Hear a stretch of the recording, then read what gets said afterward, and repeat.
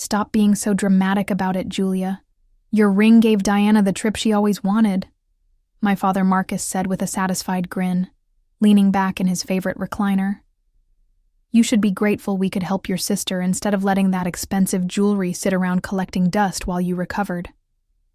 I sat there on the couch in our family home in Charlotte, North Carolina, still weak from my 3-week hospital stay, staring at my father in complete disbelief. The bandages from my surgery were barely removed, and I was discovering that my family had sold my $25,000 wedding ring to fund my sister Diana's vacation to Thailand with her new boyfriend. My name is Julia Henderson, and I am 37 years old. I work as a marketing director for Bright Hollow Labs, a pharmaceutical research company. 3 weeks ago, I had undergone major surgery to remove a benign tumor from my abdomen. The recovery required an extended hospital stay, followed by weeks of rest at home. During this vulnerable time, I had moved back into my childhood home so my family could help care for me while I healed. What I never expected was that they would see my medical crisis as an opportunity to steal from me. You sold my wedding ring? I asked quietly, my voice barely above a whisper. The ring had been my late husband's final gift to me before he passed away from cancer 2 years ago. It was not just expensive jewelry. It was the last tangible connection I had to the love of my life. Diana bounced into the living room at that moment, her skin glowing with a fresh tan and her eyes sparkling with excitement. She was 29 years old, 8 years younger than me, and had always been my father's favorite child. Everything had always come easily to her, and when it did not, our father made sure to smooth the way. "Julia, you are finally awake," Diana exclaimed, rushing over to hug me. "I just got back from the most amazing 3 weeks in Thailand. The beaches were incredible, and the food was to die for. You would not believe the elephant sanctuary we visited." I felt a chill run down my spine as the pieces began falling into place. 3 weeks? I repeated slowly. Yes. Dad surprised me with the most generous gift. He said you wanted me to have an amazing vacation since I had been working so hard at the real estate agency. Diana's smile was radiant, completely oblivious to the darkness of what had actually transpired. My father's eyes met mine with a challenging stare. Diana deserved that trip, Julia. She has been struggling financially, and you have always had everything handed to you. It was time for you to contribute to this family for once. The cruelty of his words hit me like a physical blow, but something inside me remained eerily calm. I smiled sweetly at both of them, feeling a strange sense of satisfaction wash over me. There was something they did not know about that ring. Growing up in the Henderson household had taught me early that Diana could do no wrong in our father's eyes. My mother had passed away when I was 15, leaving Marcus to raise 2 daughters alone. Instead of treating us equally, he'd clearly chosen his favorite child and made no effort to hide his preference. Throughout high school and college, Diana received new cars, expensive clothes, and trips to Europe, while I worked part-time jobs to pay for my own expenses. When I graduated with honors from the University of North Carolina and landed my first job in pharmaceutical marketing, Marcus barely acknowledged my achievement. When Diana dropped out of college after 2 years to pursue various failed business ventures, he called her entrepreneurial and continued funding her lifestyle. The pattern continued into adulthood. When I married my husband David 5 years ago, Marcus complained about the cost of the wedding and suggested we should have eloped. When Diana announced her engagement to a man she had known for 3 months, Marcus immediately offered to pay for an elaborate celebration. That engagement fell apart within 6 months, but Marcus never mentioned the wasted money. David had been my refuge from the family dysfunction. He was a gentle, brilliant man who worked as a biochemist at the same company where I built my career. We supported each other's dreams and created a peaceful life together, far from the chaos of my childhood home. When David was diagnosed with aggressive lung cancer at 32, our world shattered. The 18 months of his treatment were the most challenging period of my life. I took family leave to care for him, spending our savings on experimental treatments and specialists. Marcus never offered to help financially, claiming he was still supporting Diana and could not afford to assist us. During David's final weeks, when I was exhausted and heartbroken, Marcus actually suggested that I should move back home after David's death, because Diana could use the company. David's final gift to me was the stunning diamond wedding ring he had saved for months to afford. He presented it to me on our 4th anniversary, just 2 months before his diagnosis. "I want you to have something beautiful that reminds you how much you are loved," he had whispered, sliding the platinum band with its flawless 3-carat center diamond onto my finger. After David's funeral, Marcus made several comments about how impractical it was for me to keep wearing such an expensive ring. He suggested I should sell it and invest the money more wisely. Diana had also mentioned multiple times how gorgeous the ring was and how she wished she could afford something similar for herself. Their interest in my ring had not gone unnoticed. During the past year, I had caught Diana photographing it when she thought I was not looking. Marcus had asked pointed questions about its value and whether I had it appraised for insurance purposes. The attention made me increasingly uncomfortable, especially as Diana's financial situation became more desperate due to her poor career choices and expensive lifestyle. 3 months before my surgery, I had made a decision that now seemed remarkably prescient. The tumor diagnosis had come as a complete shock during a routine physical examination.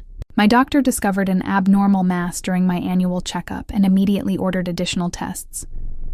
Within 2 weeks, I learned that I needed major abdominal surgery to remove what appeared to be a large benign growth that was causing internal complications. The surgery would require a significant recovery period, and my doctor strongly recommended having family support during the healing process. Against my better judgment, I had agreed to stay with Marcus and Diana while I recovered. I knew their history of putting their own needs first, but I also knew I would need help with basic tasks during the initial weeks after surgery. As I prepared for the medical procedure, a nagging worry kept surfacing in my mind. Marcus and Diana had been increasingly interested in my financial situation since David's death. They knew I had life insurance money, savings from my pharmaceutical career, and valuable possessions including my wedding ring. The thought of being unconscious and helpless while they had access to my belongings made me deeply uncomfortable. 2 months before the surgery, I had taken a precautionary step that would prove to be life-saving. I visited a jewelry store in downtown Charlotte and found a cubic zirconia replica that was virtually identical to my real wedding ring. The fake cost $300 and was crafted so expertly that even experienced jewelry professionals would need specialized equipment to detect the difference immediately. I placed my authentic wedding ring in a safety deposit box at First National Bank under my maiden name, Julia Matthews. Only I knew about this account, and I paid for the box rental with cash to avoid any paper trail that Marcus or Diana might discover. The bank records showed the box was rented to Julia Matthews with identification showing my pre-marriage address. For 2 months before my surgery, I wore the replica ring daily. Marcus and Diana never noticed the switch because the fake was so convincing. I practiced removing it naturally when I washed dishes or applied lotion, just as I had done with the original ring. The cubic zirconia caught light beautifully and felt substantial on my finger. On the day I entered the hospital for surgery, I deliberately left the fake ring on my bedside table at Marcus's house. I told him I was too nervous to wear it during the procedure and asked him to keep it safe while I was in the hospital. He had agreed readily, and I noticed the way his eyes lingered on the ring as I placed it in my jewelry box. During my 3-week hospital stay, I had plenty of time to think about my family's character and what they might do with access to my possessions. Nurses frequently commented on how few visitors I received, especially compared to other patients who had family members checking on them daily. Marcus and Diana visited me exactly twice during the entire 3-week period, both times asking when I would be released and whether I needed anything from home. Now, sitting in the living room hearing about Diana's exotic vacation, I realized my precautions had been not only wise, but absolutely necessary. "I am so happy Diana had a wonderful time," I said sweetly, maintaining my calm demeanor despite the rage building inside me. "Thailand sounds absolutely magical. I would love to hear all about the elephant sanctuary and those beautiful beaches you mentioned." Diana launched into an enthusiastic description of her vacation, while Marcus nodded approvingly from his chair. She showed me hundreds of photos on her phone. Luxurious resort rooms overlooking pristine beaches, elaborate spa treatments, romantic dinners with her boyfriend Tyler, and adventure excursions through tropical forests. The level of extravagance was staggering, clearly far beyond what Diana could have afforded on her real estate agent salary. The resort cost $1,200 per night, Diana gushed, and Tyler surprised me with a helicopter tour of the islands that was another $800. We also went scuba diving with a private instructor and took a cooking class with a world-famous chef. It was like living in a dream. I calculated quickly in my head. 3 weeks at $1,200 per night was over $25,000 just for accommodation. Adding flights, meals, activities, and shopping, Diana's vacation had easily cost $35,000 or more. How wonderful that you could afford such a luxurious trip, I said carefully, watching Marcus's expression.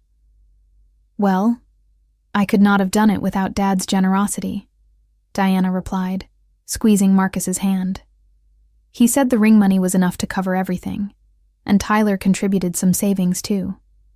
It was perfect timing because I had been feeling so stressed about work and really needed a break. Marcus's chest puffed with pride. Diana works very hard in real estate, and she deserved to have something special.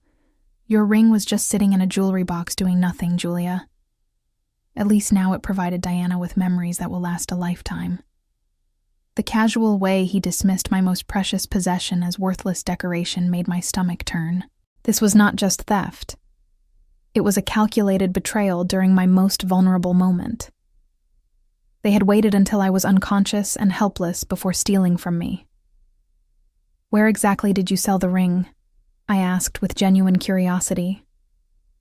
Jameson Fine Jewelry on Main Street, Marcus replied proudly. The owner, Mr. Jameson, gave us $18,000 cash for it. He said it was a beautiful piece and would sell quickly to the right customer. I nodded thoughtfully. Jameson Fine Jewelry was a reputable establishment that had been in Charlotte for over 40 years. Mr. Jameson was known for his expertise in appraising valuable gemstones and had built his reputation on honest dealings with customers. $18,000 sounds like a fair price, I said carefully. I hope Mr. Jameson was able to find the right buyer for such a special piece. He said he already had a customer interested in that style of ring, Diana added. Someone who was looking for an engagement ring in that exact size and setting. It worked out perfectly for everyone. I felt a cold satisfaction wash over me as I imagined what would happen when Jameson's customer took the ring for professional appraisal, as most people do with expensive jewelry purchases. The thought of Mr. Jameson discovering he had unknowingly sold cubic zirconia as genuine diamonds made my smile grow wider. I am just grateful Diana had such an amazing experience, I said softly. And I'm sure everything will work out exactly as it should. Marcus studied my face suspiciously. You are taking this remarkably well, Julia. I expected you to be more upset about the ring. What is done, I replied with a shrug. Besides, family should support each other during difficult times. If my ring could give Diana such happiness, then perhaps David would have wanted it that way. The mention of my late husband seemed to ease Marcus's concerns. He had always felt slightly guilty about his lack of support during David's illness, and invoking David's memory was an effective way to shut down further questions. I excused myself to rest, claiming I was still tired from the surgery recovery. As I walked to my old bedroom, I could hear Diana continuing to describe her vacation adventures to Marcus. Their voices were filled with satisfaction and joy, completely oblivious to the reckoning that was coming their way. Over the next few days, I played the role of the grateful, recovering family member while carefully documenting everything about their theft. I took photos of Diana's vacation pictures displayed proudly around the house, recorded conversations where Marcus boasted about solving Diana's financial problems with my ring money, and made detailed notes about their spending timeline. Diana had returned from Thailand exactly 3 weeks after my surgery, which meant they had sold my ring almost immediately after I entered the hospital. The calculated nature of their timing was particularly cruel. They had not even waited to see if I would survive the surgery before stealing from me. "I was so worried about you during the operation," Diana said over breakfast one morning, completely contradicting her actions. "But Dad said you would want us to make good use of the ring money while you were recovering. He thought it would cheer you up to know I was having a wonderful time." Marcus nodded solemnly. "I knew you would want Diana to benefit from your ring, rather than having it locked away unused. You have always been such a generous sister." Their ability to rewrite history and present themselves as thoughtful family members was breathtaking. They had genuinely convinced themselves that stealing from me during surgery was somehow an act of love and consideration. I called my office to check on work projects, using the conversation to casually mention my timeline for returning to Charlotte. My colleagues at Bright Hollow Labs expressed concern about my recovery and suggested I take additional time off if needed. I assured them I was healing well and would be back to full capacity soon. That afternoon, I drove to First National Bank to check on my safety deposit box. The real wedding ring sparkled brilliantly under the bank's fluorescent lights, its 3-carat center diamond catching every ray of light with stunning brilliance. The craftsmanship was exquisite, with smaller diamonds surrounding the center stone in a platinum setting that David had chosen specifically to complement my hand. I held the ring for several minutes, remembering the day David had surprised me with it. He had planned an elaborate presentation during our anniversary dinner, getting down on one knee in the restaurant to present it as a symbol of his eternal love.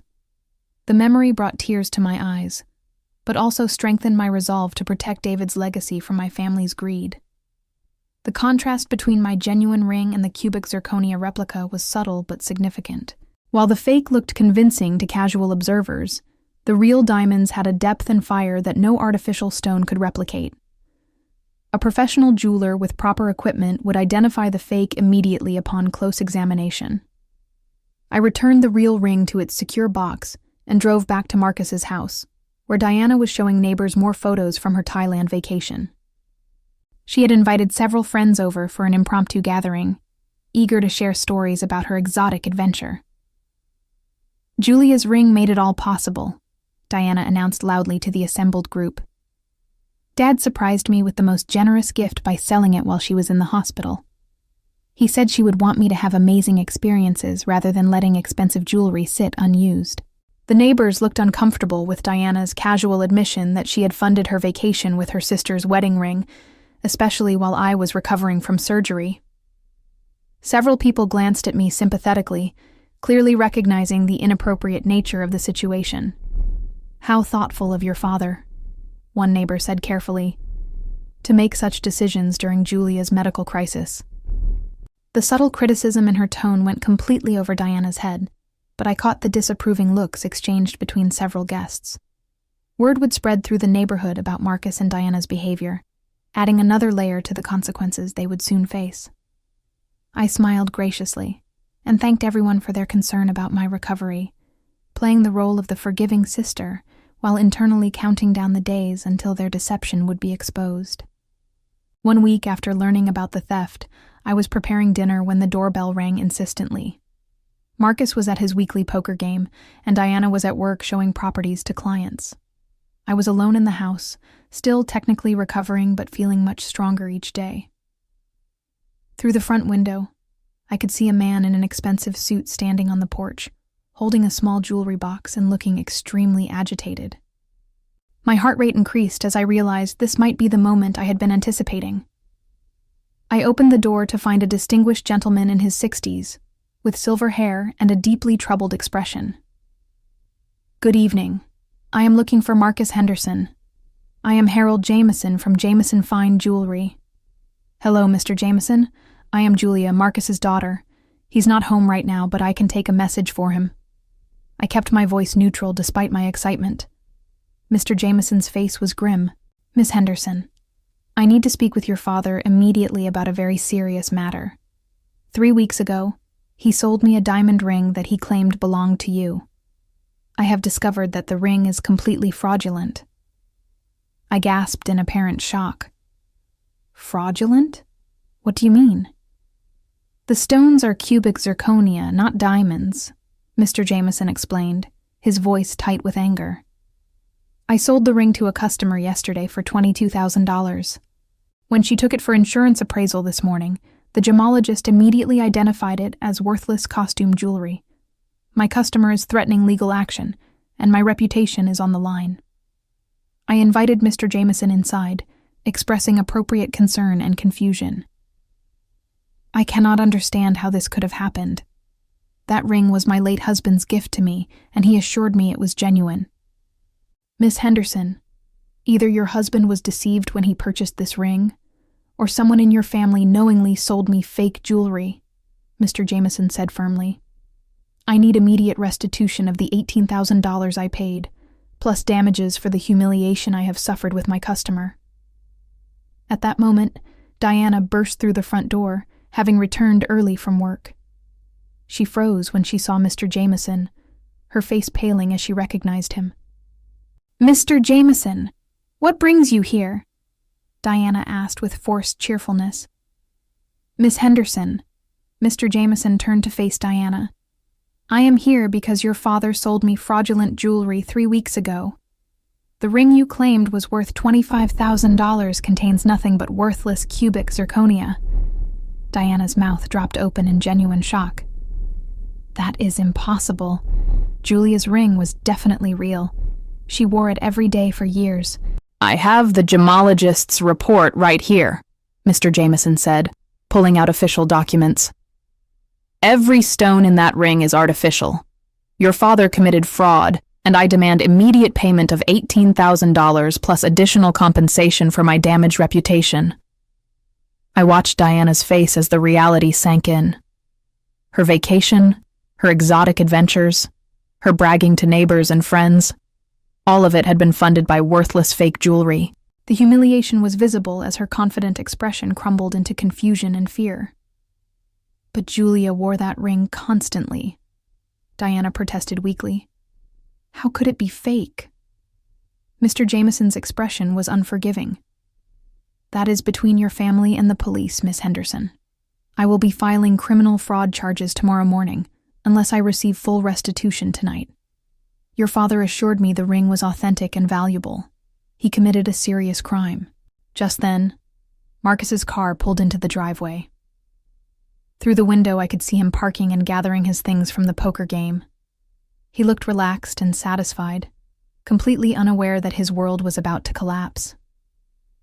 Diana and I stood frozen in the living room, while Mr. Jameson waited by the door, still holding the jewelry box containing the worthless ring that had destroyed their credibility and financial security. Marcus walked through the front door whistling cheerfully, clearly having had a successful evening at poker. His smile vanished immediately when he saw Mr. Jameson standing in the living room with Diana and me, all wearing serious expressions. "Mr. Henderson," Jameson said without preamble, "I am here about the ring you sold me 3 weeks ago. It is completely fraudulent."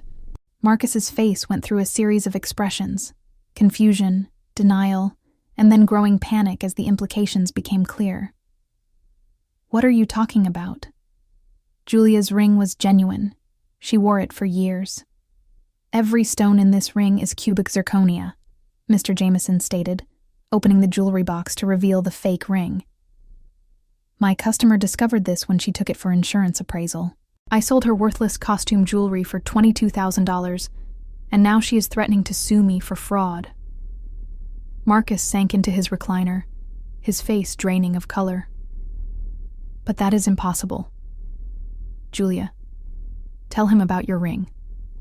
David bought it from a reputable jeweler." I took a deep breath, knowing this was the moment I had been waiting for. "Actually, Dad, I need to tell you something important about that ring." All eyes turned to me as I maintained my calm composure. 3 months ago, I had my ring appraised for insurance purposes. The jeweler mentioned how vulnerable expensive jewelry can be to theft, especially during times when people are incapacitated or hospitalized. He suggested I consider keeping a replica for daily wear while storing the original safely. Marcus's eyes widened as understanding began to dawn. Diana grabbed the back of a chair for support. I had an exact cubic zirconia replica made and began wearing it instead of my real ring. The authentic ring has been in a bank safety deposit box for months. I paused, letting the revelation sink in completely. I suspected that during my surgery recovery, someone might be tempted to take advantage of my vulnerability. The silence in the room was deafening. Marcus's mouth opened and closed like a fish gasping for air, while Diana made a strangled sound of disbelief. "You deliberately set us up," Marcus whispered, his voice filled with shock and growing rage. "You knew we would sell your ring, so you left us a fake." "I protected my most valuable possession because I know my family's character," I replied calmly. "I never told you to steal from me during my surgery. I never gave you permission to sell my ring. You made those choices entirely on your own." Diana collapsed onto the couch, her face buried in her hands. "Oh my God, we are going to jail. Tyler will leave me. Everyone will know we are thieves and frauds." Mr. Jameson's expression had shifted from anger to fascination as he watched the family drama unfold. "Miss Henderson, are you saying you anticipated this theft and prepared accordingly?"